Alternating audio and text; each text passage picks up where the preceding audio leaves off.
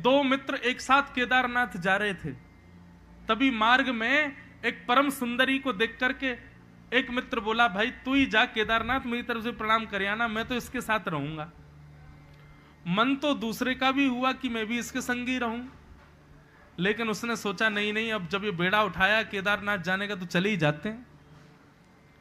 तो एक मित्र तो सुंदर युवती के साथ वापस लौट गया, लेकिन एक मित्र केदारनाथ गया। दोनों की स्थिति क्या है? जो सुंदर युवती के साथ गया था, थोड़ी देर उससे चर्चा विचार करने के बाद में उसका मन भर गया, और जैसे मन भर गया तो सोचने लगा इससे अच्छा तो मैं भी केदारनाथ चला जाता। केदारनाथ जाता, हिमालय के पर्वतों के बीच में महादेव का अभिषेक करता, त्रिपुंड लगाता, ध्यान लगाता, ओम नमः शिवाय का जाप करता, कितना आनंद आता। अभी इसके चक्कर में मैंने क्या यात्रा छोड़ दी अपनी। लेकिन जो केदारनाथ पहुंचा था उसकी स्थिति क्या?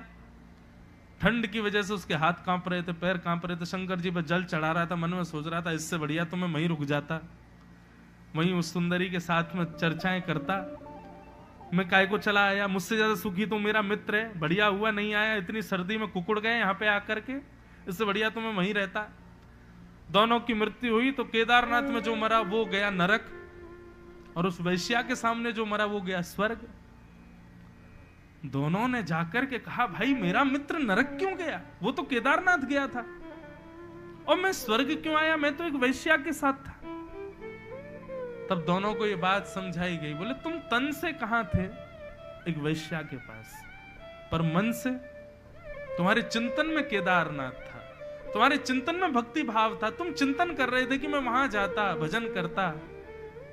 हमारे यहां तन की उपस्थिति को प्रायोरिटी नहीं देते। मन कहां है, स्थिति कहां है, बुद्धि कहां है, ये देखा जाता है। वो भले ही तन से केदारनाथ में था, लेकिन मन, स्थिति, बुद्धि, विचार सब वैश्या के पास थे, इसलिए उसको पापी माना गया, तुमको पुण्यात्मा माना गया।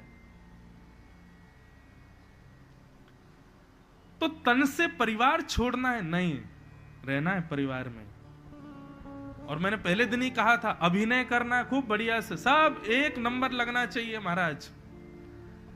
आप जैसा सांसारी दिखे ही नहीं कोई, लेकिन अंतर्निष्ठ भक्त हो जाओ, अंतरंग भक्ति को प्रारंभ कर दो, दिखे ना किसी को, ऐसी भक्ति करो।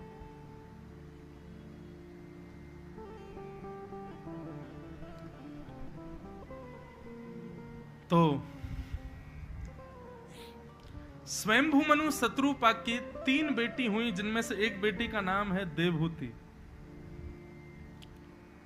और देवहूति का विवाह कर्दम नाम के प्रजापति के साथ हुआ।